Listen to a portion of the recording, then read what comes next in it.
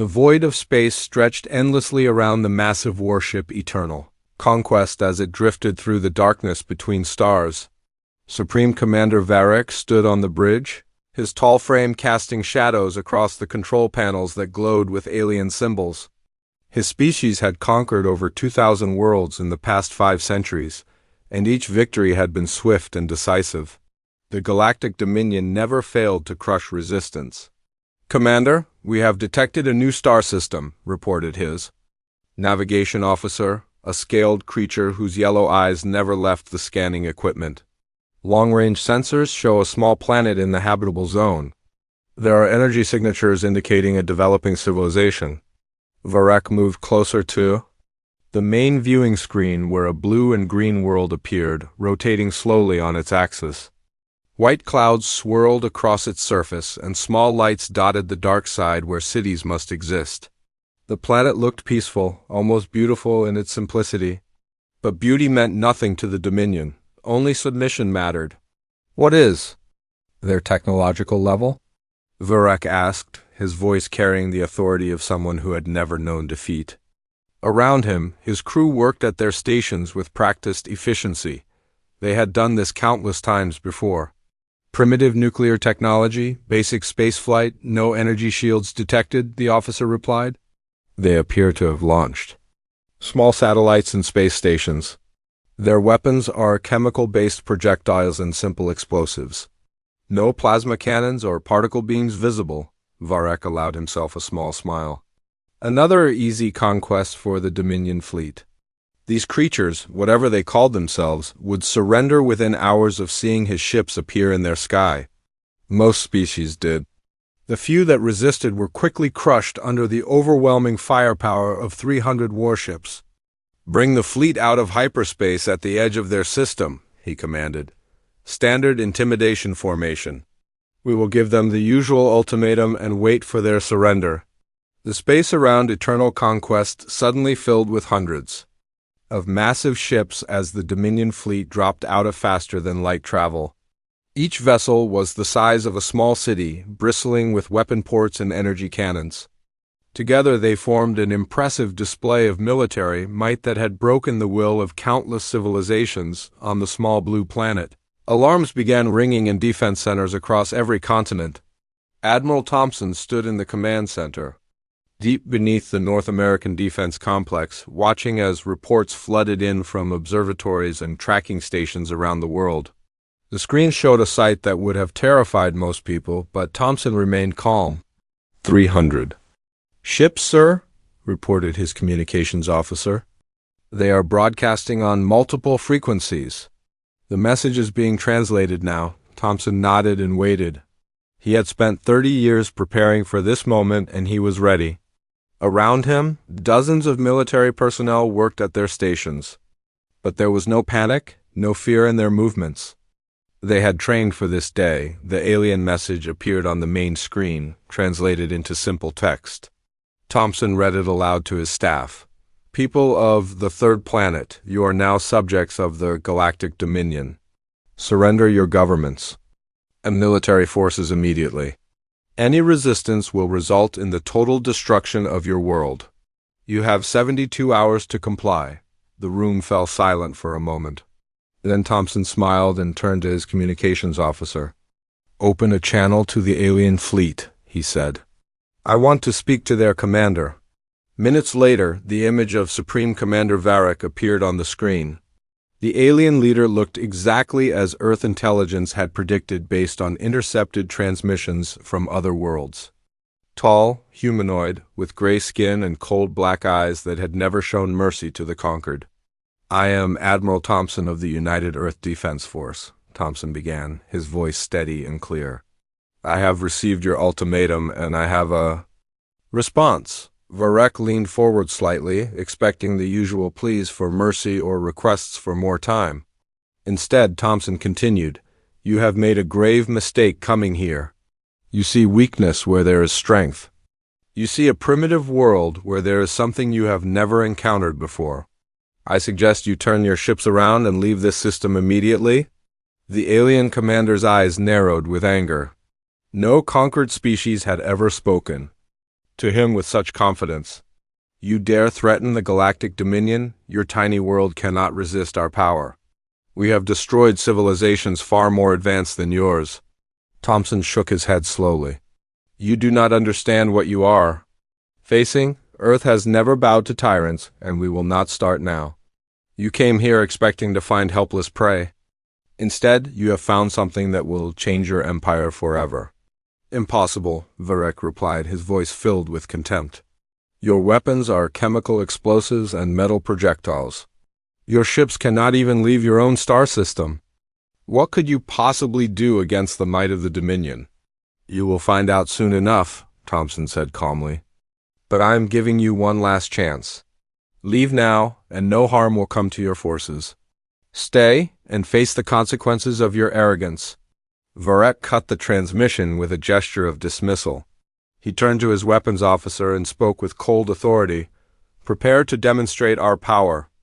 Target their largest space station with a low-intensity energy beam, vaporize half of it. When they see what we can do, they will surrender like all the others." As the alien fleet moved into attack position, Thompson activated the global defense network. Deep beneath every major city on Earth, massive installations came online. Technologies that had been developed in secret for decades began powering up. Satellites that appeared to be simple communication relays suddenly revealed their true purpose. "All stations report ready, sir," his tactical officer announced. "The gravitational field generators are online.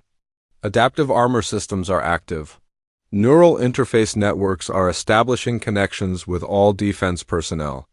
Thompson nodded and pressed a button that would change the course of galactic history. "Activate all defensive systems. Show these invaders what happens when they threaten Earth." High above the planet, the space station that the aliens had targeted began to shimmer with an invisible energy field. The Dominion forces fired their energy beam, confident that the primitive humans would watch in terror as their space station was destroyed. Instead, something impossible happened. The beam struck the station and simply vanished, absorbed by fields of force that should not have existed on such a primitive world. Varek stared at his instruments in confusion. "Fire again," he commanded, "full power this time." The second beam lanced through space toward the station, but again it was absorbed harmlessly. Then something even more impossible occurred. The energy that had been absorbed suddenly fired back at the alien fleet, striking two of their scout ships and sending them spinning helplessly through space. "How is this possible?" Varek demanded, his confidence beginning to crack. "They have no advanced technology. Our sensors detected nothing." On Earth, Thompson smiled as he watched the alien ships reeling from their own reflected firepower. "Gentlemen," he said to his staff, "I believe it is time to show our visitors that Earth is not as defenseless as they assumed." The damaged alien scout ships tumbled through space, their crews struggling to regain control. Commander Varek watched in growing alarm as his engineers reported that the ships had been hit by their own weapons. The energy beams had somehow been redirected back at his fleet with perfect accuracy. "Status report?" Varek demanded, his voice tight with anger and confusion. No primitive world had ever done anything like this. The Dominion's energy weapons were supposed to be unstoppable. "The energy signature is impossible, sir," his science officer replied, tentacles writhing nervously around his control station. "The humans appear to be using gravitational field manipulation technology. Our sensors show massive energy sources beneath their planet's surface, but we detected nothing during our initial scans." Varek clenched his fists. "They must have hidden their technology somehow. Prepare for a full-scale assault. We will crush their defenses with overwhelming firepower." On Earth, Dr. Helen Rodriguez stood in the primary research facility beneath the Swiss Alps, monitoring the alien fleet's movements. Banks of quantum computers processed millions of calculations per second, analyzing every aspect of the Dominion ships. The data flowed directly into her enhanced neural implants, allowing her to understand the alien technology at an incredible speed. "Admiral Thompson," she said through the global communication network, Their ships use standard directed energy weapons and particle beam arrays.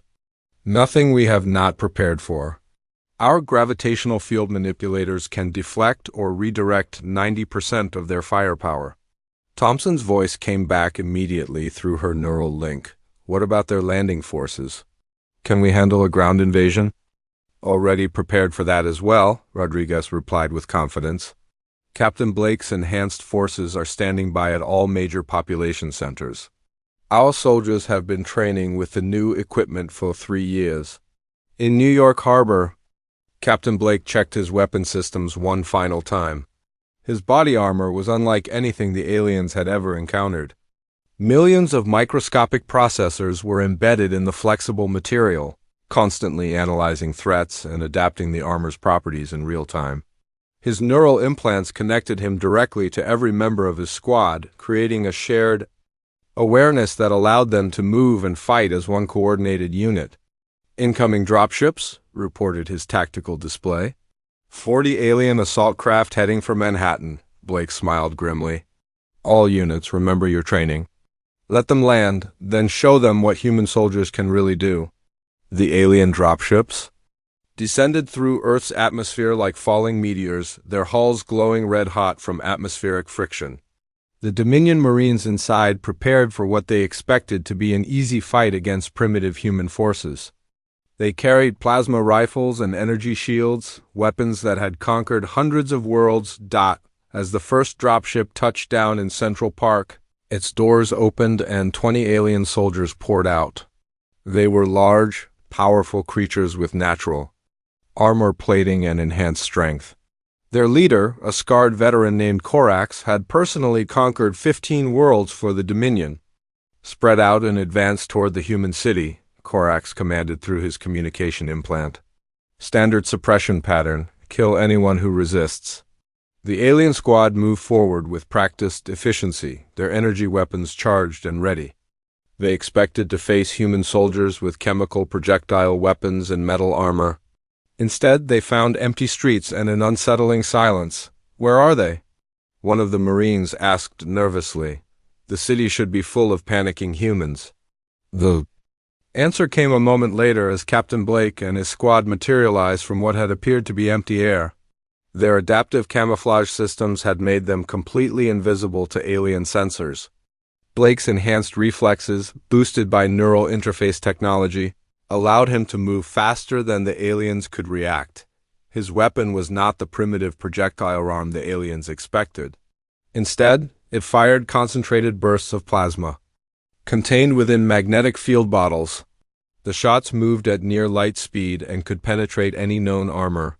Blake's first shot struck Corax center mass, dropping the alien commander instantly. The alien Marines opened fire with their energy weapons, but the human armor adapted in real time to their frequencies. The energy beams that should have vaporized the humans were absorbed and redirected harmlessly into the ground. Meanwhile, Blake's squad fought with perfect coordination, their neural links allowing them to anticipate each other's movements and create devastating crossfires. Impossible, one of the surviving aliens gasped as his squad was systematically destroyed. How can primitives fight like this? Blake approached the wounded alien, his weapon lowered but ready. We are not primitives, he said calmly. We are humans, and we have been preparing for this day for a very long time. Similar scenes played out across the globe as alien landing forces encountered human defenders who fought with technology and tactics far beyond what the Dominion expected. In London, enhanced human soldiers moved through the city's underground tunnels, striking at alien positions and vanishing before return fire could be coordinated. In Tokyo, gravitational manipulation weapons created localized fields that crushed alien vehicles like tin cans. Aboard the Eternal Conquest, Supreme Commander Varek received increasingly desperate reports from his ground forces. Half of his landing parties had been eliminated within the first hour. The other half were trapped in defensive positions, unable to advance against human forces that seemed to appear and disappear at will. Sir, the humans are jamming our communications, his signals officer reported. They are using some form of quantum entanglement network that we cannot intercept or block. Varek studied the tactical displays showing his forces being steadily destroyed. Red icons marked the positions of lost ships and eliminated ground units. The humans were not just defending themselves, they were winning. How many casualties? He asked grimly. 40% of our ground forces eliminated or missing, came the reply. 6 ships damaged, 2 destroyed. The humans appeared to be learning from each engagement, adapting their tactics faster than we can counter them. For the first time in his career, Varek felt the cold touch of fear. The Galactic Dominion had never faced an enemy like this. Every other species they had conquered had been either primitive or predictable. These humans fought with a combination of advanced technology and unpredictable creativity that made them incredibly dangerous. Recall all landing forces, he commanded. Pull back to defensive positions. We need to reassess this situation. As alien dropships fled Earth's surface carrying the survivors of the failed invasion, Admiral Thompson addressed the planet through the global communication network. His words were transmitted to every screen, every radio, every neural implant. On Earth, citizens of Earth, he began, the alien invasion has been repelled. Their ground forces are retreating, and their fleet is pulling back to the outer edges of our system. But this is only the beginning. We have shown them that Earth will not bow to tyranny, but they will return with greater force. He paused, looking directly into the camera with steady confidence. We are ready for them.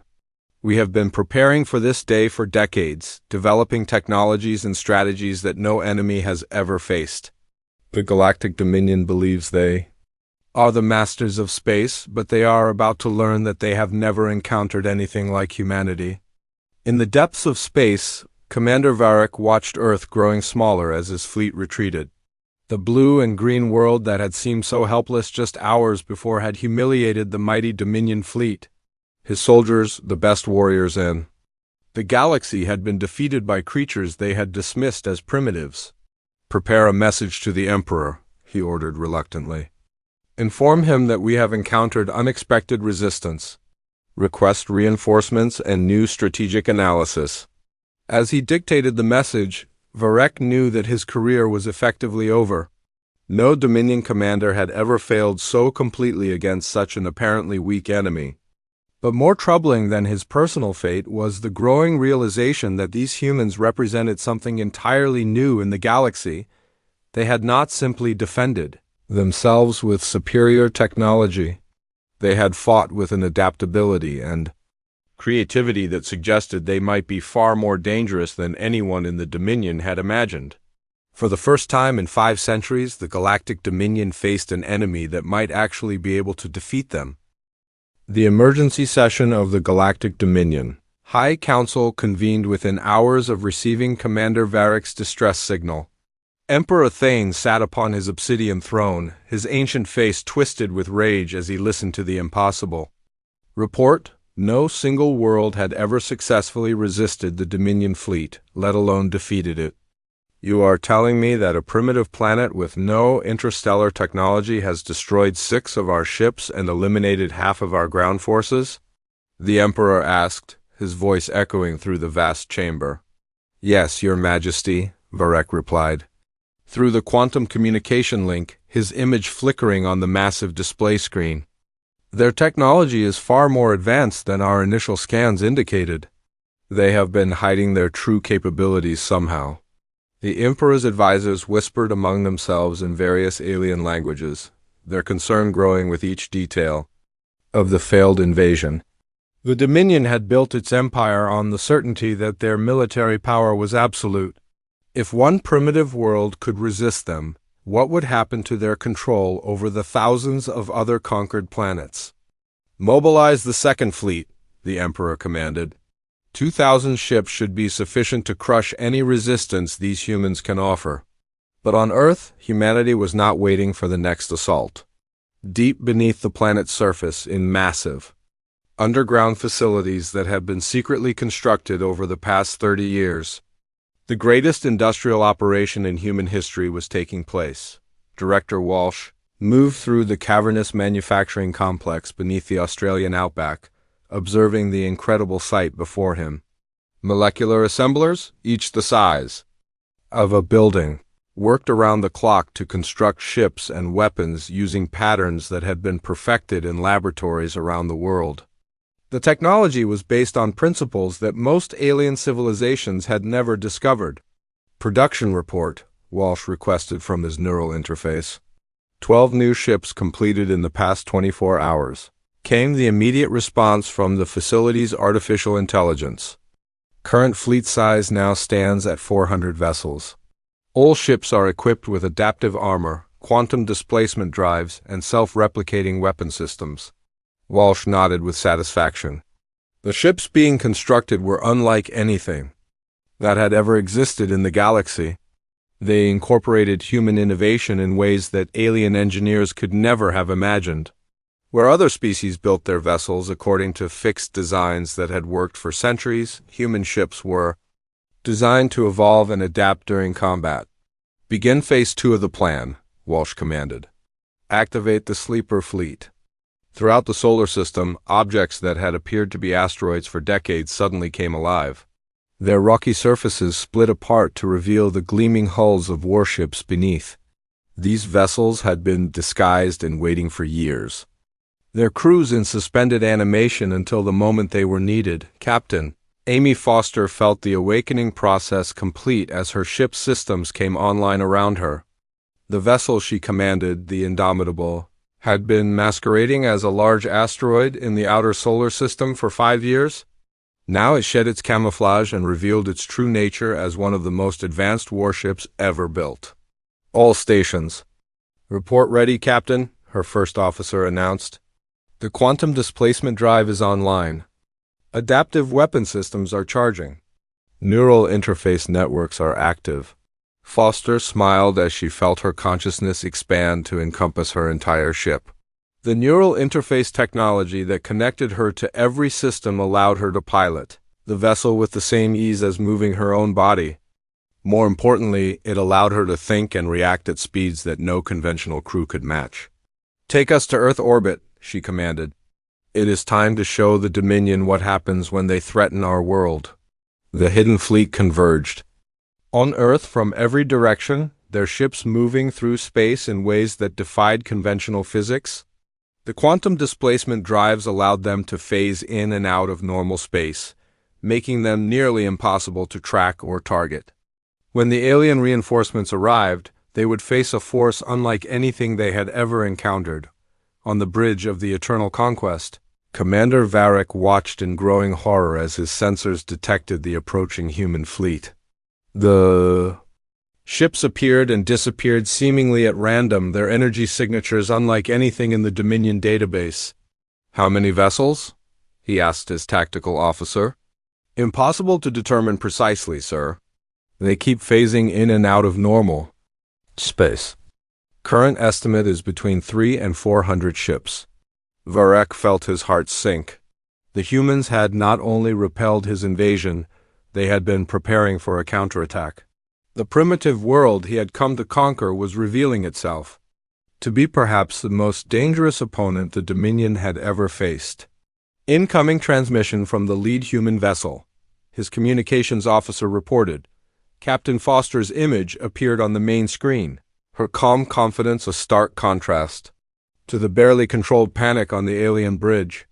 Commander Varric, I am Captain Foster of the Earth Defense Force. You have one opportunity to surrender your fleet and withdraw from our system. Surrender? Varric sputtered. The Galactic Dominion does not surrender to primitive worlds. Then, you have chosen to face the consequences of your actions, Foster replied. All human vessels, you are cleared to engage. Show them what happens when they threaten Earth. The battle that followed was unlike anything in recorded galactic history. The human ships moved through space like living things, their hulls shifting and adapting to enemy fire. When Dominion energy weapons struck them, the ships simply absorbed the energy and redirected it back at their attackers.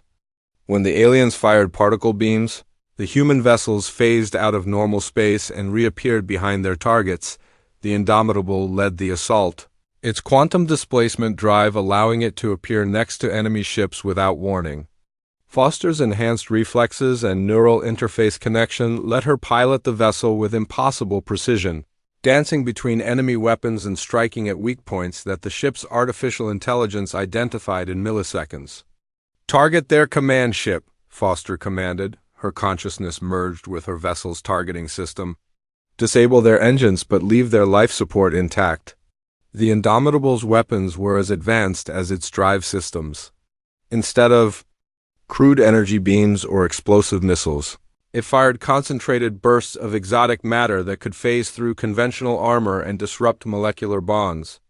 The shots struck the Eternal Conquest's engine section with surgical precision, leaving the massive warship dead in space but its crew unharmed. Throughout the battle, the human ships demonstrated a level of coordination that astounded the alien observers. They moved as one vast organism, each vessel supporting the others in a complex dance of attack and defense. When one ship was threatened, others would instantly appear to provide support. When an enemy vessel was disabled, human ships would surround it and offer medical aid to the surviving crew. "They are not trying to destroy us," Varric realized with growing amazement. "They are trying to capture our ships intact." The battle lasted only 3 hours, but by the end, the entire Dominion fleet was either destroyed or disabled. Not a single human vessel had been lost, and casualties among the alien crews were surprisingly light. The humans had fought with a precision and restraint that spoke of careful planning and genuine concern for life. As the surviving Dominion ships floated helplessly in space, Admiral Thompson's voice echoed across all frequencies. "Attention Galactic Dominion forces. Your invasion has failed, your fleet is defeated. But we are not your conquerors. We are offering you the chance to learn something that your empire has forgotten." He paused, his words carrying across the void to every alien survivor. "We are offering you the chance to choose freedom over tyranny. Your emperor sent you here to crush a primitive world, but you have discovered something far more powerful than any weapon. You have discovered that no being should kneel before another." On the bridge of the crippled Eternal Conquest, Commander Varric listened to the human words with growing wonder. In 5 centuries of conquest, the Dominion had never offered mercy to a defeated enemy. They had never shown concern for the lives of those they conquered. The humans were demonstrating something entirely alien to Dominion culture. "What are you?" he asked through the communication link. "We are human," Thompson replied simply, "and we believe that every intelligent being deserves the right to choose their own destiny. Your empire is built on fear and domination. We offer you something better." For the first time in his life, Varric began to understand that there might be alternatives to the only system he had ever known. The humans had not simply defeated the Dominion fleet. They had challenged the fundamental assumptions upon which the entire empire was built. The news of the devastating defeat at Earth spread through the Galactic Dominion like wildfire. On 1,000 conquered worlds, subject peoples who had lived under alien oppression for generations began to whisper about the impossible. A single, primitive planet had not only resisted the mighty Dominion fleet, but had completely destroyed it. Emperor Thane paced his throne room on the capital world of Zarian, his rage growing with each report that reached his ears. 2 separate fleets had been sent to crush the upstart humans, and both had been eliminated. Worse, the humans were not content to simply defend their world. They were now actively hunting Dominion forces throughout the local galactic sector. "Status report," the Emperor demanded from his military advisors. General Korath, commander of Dominion Space Forces, approached the throne with obvious reluctance. "Your Majesty, the human fleet has struck 6 supply depots and 3 communication relays in the past week. They appear to be using captured navigation data to target our infrastructure. How is this possible?" Thane roared. "They have no interstellar travel capability. Our sensors confirmed this." "That information was apparently incorrect, Majesty," Korath replied carefully. "The human ships move through space using some form of quantum displacement technology. They can appear anywhere in the galaxy without warning." The Emperor's eyes blazed with fury. "Mobilize the entire Third Fleet. 5,000 ships, reduced their world to ash and cinders. Majesty, Chorus said hesitantly, there have been other developments. Several of our client worlds have declared independence. They claim inspiration from the human resistance. The governors of 3 systems have been overthrown by their own populations. Thane felt a cold chill run through his ancient body.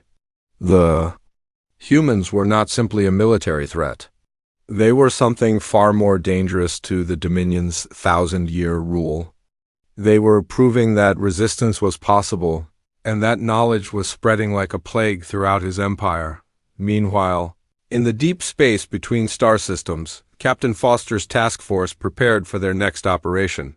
The human fleet had grown to over 600 ships as more vessels emerged from hidden construction facilities. Each ship was crewed by volunteers who had spent years training for this moment.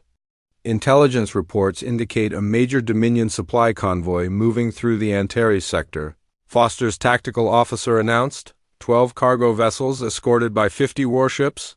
Foster studied the tactical display through her neural interface, her enhanced mind processing thousands of variables in seconds. The convoy was carrying supplies to 3 recently conquered worlds where local populations were already showing signs of unrest. We are not going to destroy the convoy, she decided. We are going to liberate it. The human fleet moved through hyperspace using their quantum displacement drives, emerging in the Antares sector just as the Dominion convoy dropped out of faster-than-light travel. The alien escort ships immediately moved to defensive positions, but they were no match for human technology and tactics. The battle was over in minutes. Half the escort vessels were disabled by precisely targeted shots that knocked out their engines while leaving life support intact. The other half simply surrendered when they realized the futility of resistance. Not a single cargo ship was damaged. Attention Dominion personnel, Foster broadcast to all surviving ships. Your convoy has been intercepted by the Earth Liberation Fleet. Your cargo vessels contain supplies intended for oppressed populations on 3 worlds. Those supplies will now be delivered to those people as free aid, not as tools of domination. The cargo ships contained food, medical supplies, and basic manufacturing equipment that had been destined for Dominion colonies. Instead of being used to maintain alien control, they would now help recently liberated worlds build their own independent governments.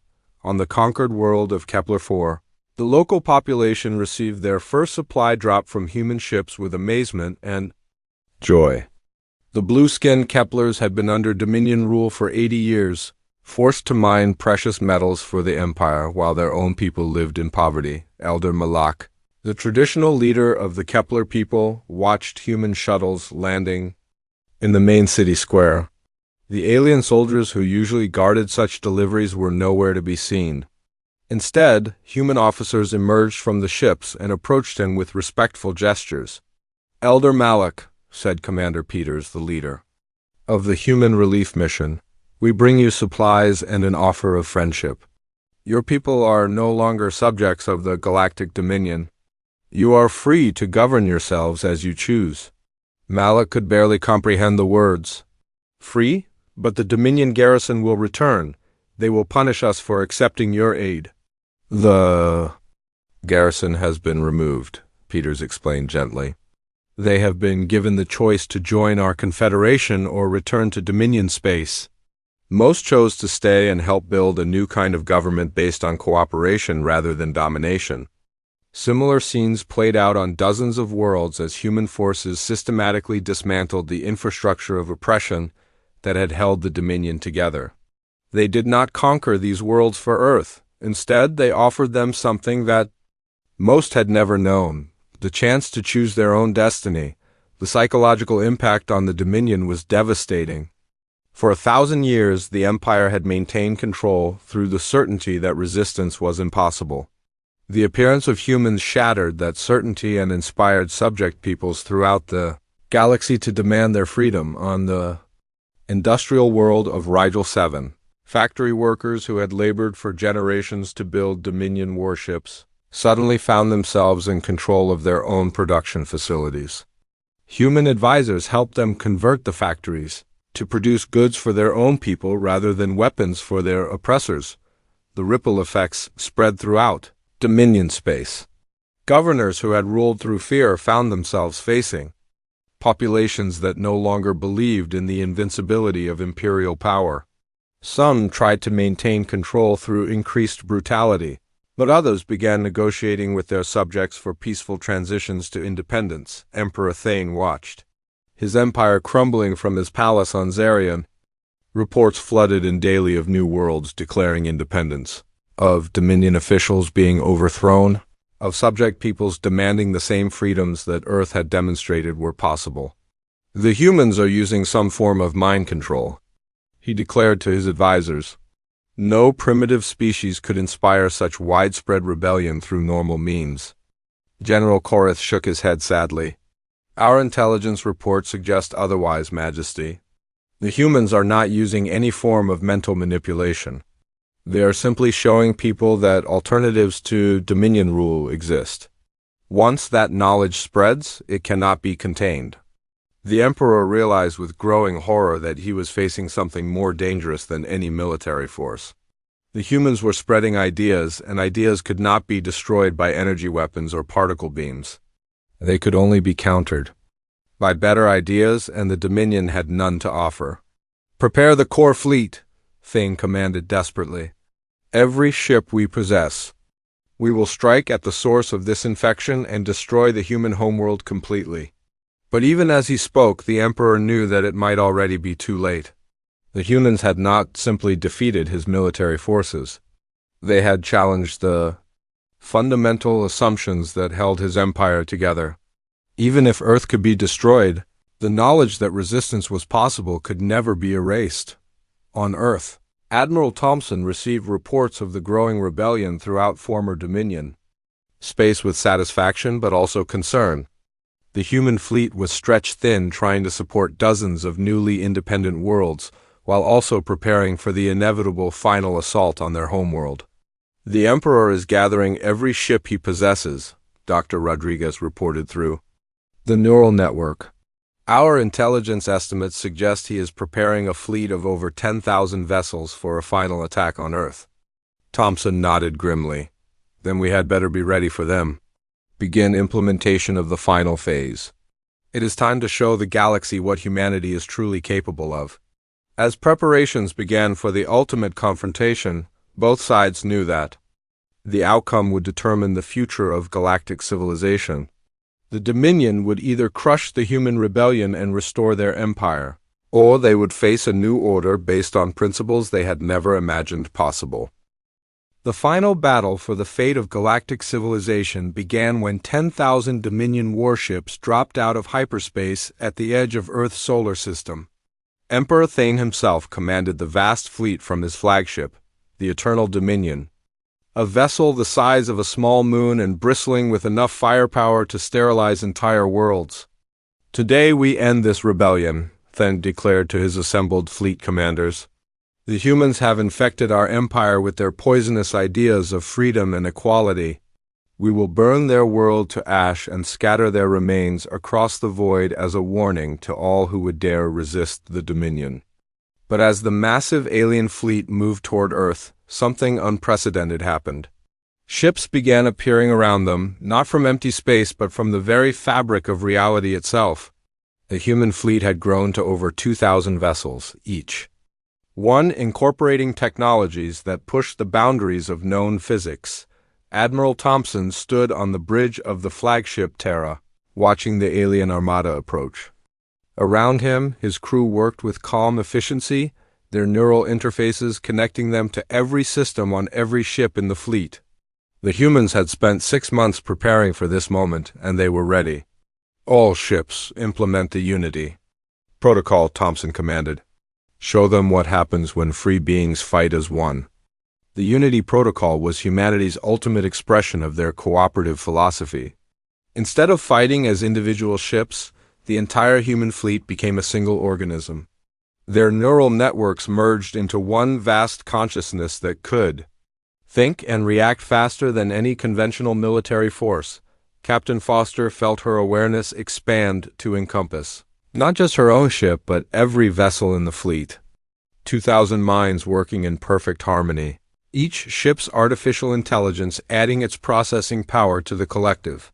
The combined intelligence was unlike anything that had ever existed in the galaxy. The battle began with the Dominion fleet unleashing a coordinated barrage that should have vaporized any conventional force. Millions of energy beams and particle weapons fired simultaneously, creating a wall of destruction that raced toward the human ships.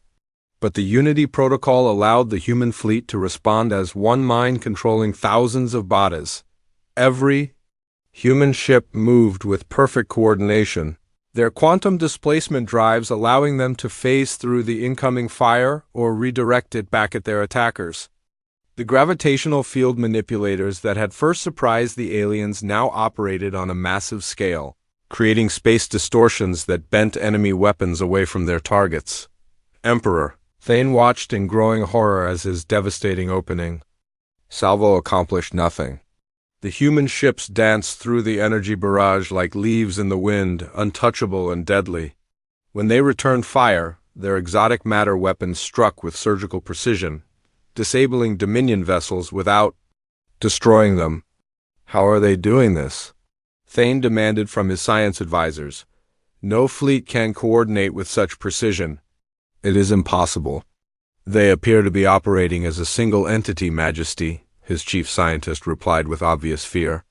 Our analysis suggests they have somehow merged their individual consciousnesses into one collective intelligence.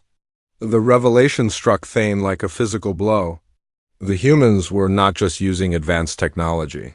They were demonstrating a level of cooperation that his hierarchical empire could never achieve. While Dominion forces struggled with communication delays and conflicting orders, the humans moved with the fluid grace of a single organism. As the battle continued, the true scope of human preparation became clear. Ships that had been hidden throughout the galaxy began emerging from quantum space, each one carrying refugees from worlds that the Dominion had oppressed. These were not military vessels, but civilian transports protected by human escort ships. Attention, people of the galaxy, Admiral Thompson broadcast on all frequencies. Today marks the end of the age of tyranny. The Galactic Dominion claimed that resistance was futile, that freedom was impossible. Today we prove them wrong. On board the refugee ships, representatives from hundreds of species watched the battle with growing amazement. The Keplers, the Rigelians, the Andromedans, and dozens of other peoples who had suffered under Dominion rule saw their oppressors being systematically defeated by beings who fought not for conquest but for liberation. Elder Malik of the Keplers spoke for many when he sent a message to the human fleet. You fight not just for your own world, but for all of us. We pledge our support to the new order you are creating. The psychological impact on the Dominion forces was devastating. Many of their own crew members were from species that had been conquered generations ago. As they watched humans offering freedom instead of slavery, equality instead of oppression, some began to question everything they had been taught about the empire they served. On the bridge of a Dominion cruiser, Sub-Commander Nexer, a member of the Centauri species that had been conquered 300 years earlier, made a decision that would have been unthinkable hours before. All ships, this is Nexer of the cruiser. Vengeance, I am ordering my vessel to stand down. The humans offer something our empire never has. They offer hope. One by one, ships throughout the Dominion fleet began switching sides or simply refusing to fight. The rigid command structure that had held the empire together for 1,000 years cracked under the pressure of ideas that had never been designed. To resist, Emperor Thane realized that his military defeat was inevitable, but he was not prepared to accept the collapse of everything he had built. In desperation, he activated the Eternal Dominion's ultimate weapon, a device that could create artificial black holes and destroy entire star systems. If I cannot rule the galaxy, then no one will, he declared madly. I will destroy this entire system and everything in it. But humanity had prepared for even this possibility. Dr. Rodriguez had spent years developing countermeasures for every weapon in the Dominion arsenal. As the artificial black hole generator powered up human ships, moved to surround the Emperor's flagship. "Gravitational field manipulators at maximum power," Foster commanded through the Unity network. "Create a containment field around their weapon." The human fleet worked together to generate gravitational forces that contained the artificial black hole, preventing it from expanding beyond the eternal dominion itself. The Emperor's flagship was consumed by its own weapon, but the rest of the system remained safe. With their leader gone and their cause proven hopeless, the remaining Dominion forces surrendered en masse. The 1,000-year empire that had oppressed countless worlds collapsed in a single day, brought down not by superior firepower but by the simple revelation that tyranny was not inevitable. 6 months later, Emperor Thane knelt in the ruins of his former throne room on Zarian. The human fleet orbited overhead, but this was not a scene of conquest. Admiral Thompson stood before the fallen ruler not as a conqueror but as a teacher. "Your empire is gone," Thompson said simply. "But you and your people are not. We offer you the same choice we have offered everyone else. Join the new confederation as equals or choose exile to the Galactic Rim." Thane looked up with eyes that had lost their ancient arrogance. "What is this confederation you speak of? Another empire with different masters?" Dr. Rodriguez stepped forward, her voice patient and kind. "No empire at all. A voluntary association of free worlds working together for mutual benefit. No one rules over anyone else. No one kneels before another."